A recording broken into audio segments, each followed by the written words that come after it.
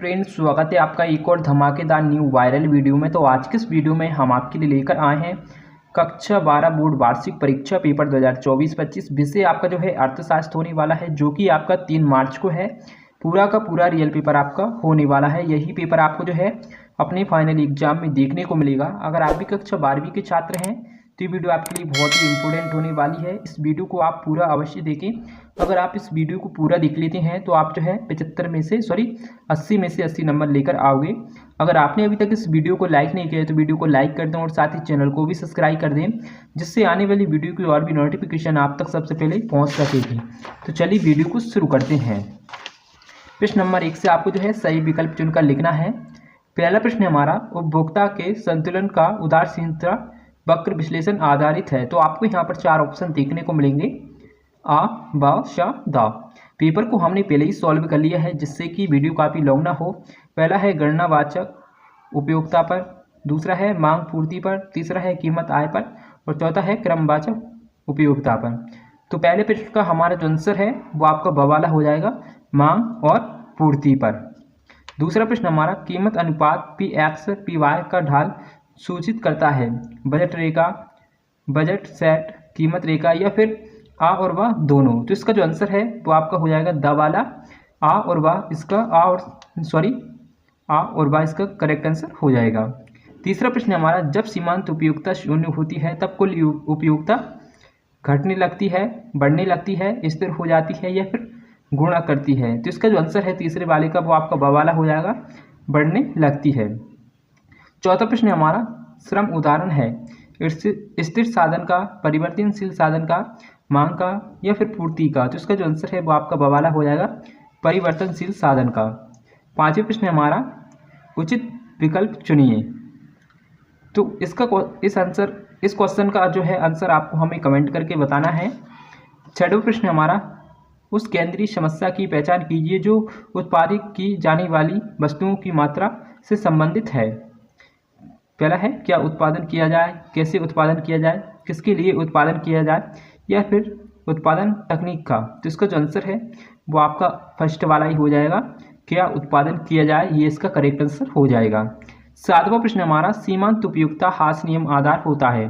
मूल्य निर्धारण का, मांग के नियम का, उपभोक्ता की बचत का या फिर उपयुक्त सभी। तो इसका जो आंसर है वो आपका द वाला हो जाएगा, उपयुक्त सभी इसका करेक्ट आंसर हो जाएगा। अगर आपने यहाँ तक सही टिक लगा दिए तो आपके जो है 7 नंबर पक्के हो जाएंगे। इसके बाद में जो है प्रश्न नंबर 2 से आपको जो है रिक्त स्थानों की पूर्ति करना है। पहला प्रश्न हमारा पूर्ण उपयोगिता में एक फार्म कीमत डैश होती है। तो पहले प्रश्न का हमारा जो आंसर होने वाला है, पहले खाली स्थान में आपको क्या भरना है, बाजार कीमत होती है, ये आपको भरना है बाजार कीमत। दूसरा प्रश्न हमारा कर की मात्रा में वृद्धि होने पर पूर्ति डैश है। तो इसका जो आंसर है वो आपका होता है दूसरे खाली स्थान में आपको घटती है, ये आपको भर देना है। तीसरा प्रश्न हमारा पूर्ति की लोग वस्तु की डैश और पूर्ति की मात्रा में परिणात्मक गुणात्मक संबंध दर्शाती है। तो तीसरे खाली स्थान में आपको क्या भर देना है, मांग आपको इसमें भर देना है। चौथा प्रश्न हमारा डैश का आशय संतुलन की स्थिति से है। तो चौथे क्वेश्चन में हमें थोड़ा सा डाउट है। पांचवा प्रश्न हमारा उत्पादन की प्राप्ति इकाई लागत को डैश कहती हैं। तो इसमें आपको जो भरना है वो आपको उत्पादन लागत आपको इसमें भर देना है। छठवां प्रश्न हमारा औसत लागत वक्र का आकार डैश आकृति का होता है। तो छठवें खाली स्थान में आपको क्या भरना है, यू आपको उसमें भर देना है। और इसके बाद में जो है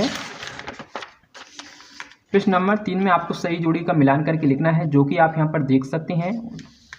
और प्रश्न नंबर 4 में आपको सत्य असत्य चुनकर बताना है। पहला है भारत में 10 रुपये के सिक्के का वस्तु मान इसके मुद्रा मान से अधिक होता है। तो ये आपका असत्य हो जाएगा। दूसरा है वस्तु विनिमय प्रणाली में मूल्य का मापन बहुत कठिन होता है। तो ये आपका सत्य हो जाएगा। तीसरा है बचत और विनियोग सदैव बराबर होती हैं। ये आपका सत्य हो जाएगा। चौथा है गुणक और सीमांत उपभोग प्रवृत्ति में धनात्मक संबंध पाया जाता है। तो ये आपका सत्य हो जाएगा। पांचवा है पूर्ण रोजगार से अभिप्राय अर्थव्यवस्था में शून्य बेरोजगारी है। ये आपका सत्य हो जाएगा। और छठवा है हमारा GNP एक राष्ट्रीय अवधारणा है। तो ये आपका सत्य हो जाएगा। और सातवां है मुद्रा भय है जो मुद्रा का कार्य करे। तो ये भी आपका सत्य हो जाएगा। इसके बाद में प्रश्न नंबर 5 में आपको जो है एक शब्द एक वाक्य में उत्तर लिखना है। पहला है राजस्व घाटा की गणना किस प्रकार की जाती है, तो इसका जो आंसर है वो आपका हो जाएगा कुल राजस्व प्राप्तियों में से कुल राजस्व को घटाकर की जाती है। दूसरा प्रश्न हमारा प्राथमिक घाटा की गणना का सूत्र क्या है, तो इसका जो आंसर है दूसरे प्रश्न का वो आपका है प्राथमिक घाटा बराबर राजकोषीय घाटा माइनस ब्याज भुगतान, ये आपका करेक्ट आंसर हो जाएगा। तीसरा प्रश्न हमारा भुगतान संतुलन में किस प्रकार के सौदे शामिल किए जाते हैं, तो तीसरे प्रश्न का हमारा जो आंसर है वो आपका हो जाएगा धन हस्तांतरण वस्तुओं और सेवाओं से संबंधित, ये इसका करेक्ट आंसर हो जाएगा।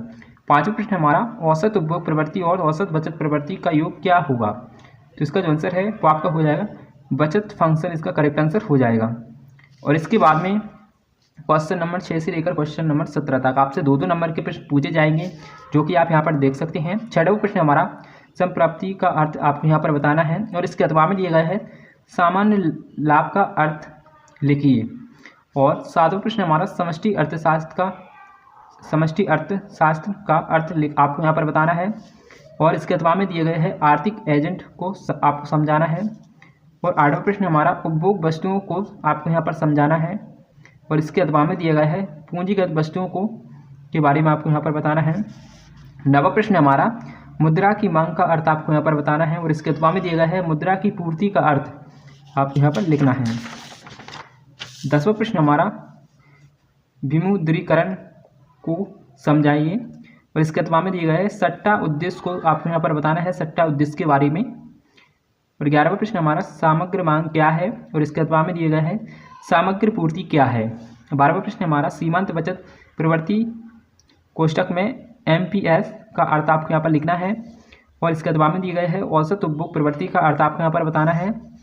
13वां प्रश्न हमारा सरकारी बजट का अर्थ आपको यहाँ पर बताना है और इसके अथवा में दिया गया है राजस्व व्यय का अर्थ आपको यहाँ पर बताना है।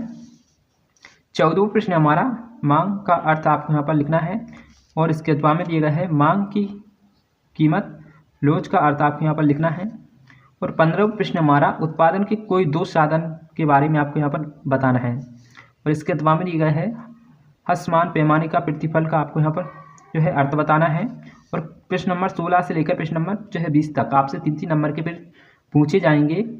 पहला है बाजार संतुलन की आपको यहाँ पर वाक्य करना है और इसके अथवा में दिया गया है फार्मों की एक स्थिर संख्या के होने पर पूर्ण प्रतिस्पर्धी बाजार में कीमत का निर्धारण किस प्रकार होता है, वाक्य आपको यहाँ पर करना है।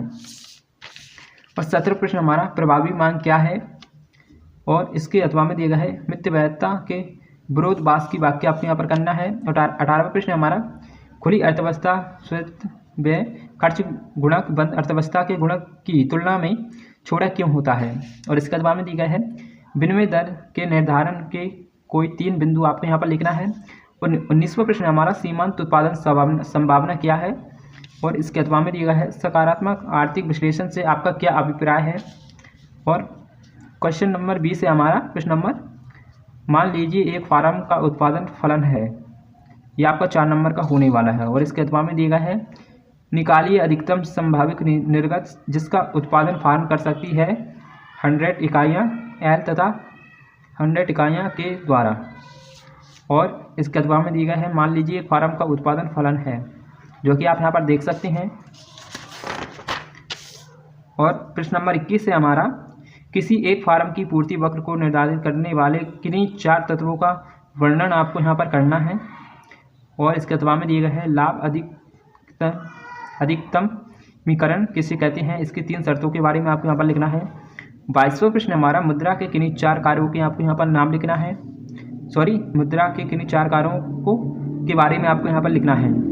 और इसके अथवा में दिए गए हैं भारतीय रिजर्व बैंक की मौद्रिक नीति के कौन कौन से उपकरण हैं, दोस्तों आप यहाँ पर देख सकते हैं। और दोस्तों ये सिर्फ आपका एक मॉडल पेपर होने वाला है, लेकिन इस पेपर में से आपके जो है फाइनल एग्जाम में बहुत सारे क्वेश्चन पूछे जाएंगे, तो आप इसकी अच्छे से तैयारी करके जाइए।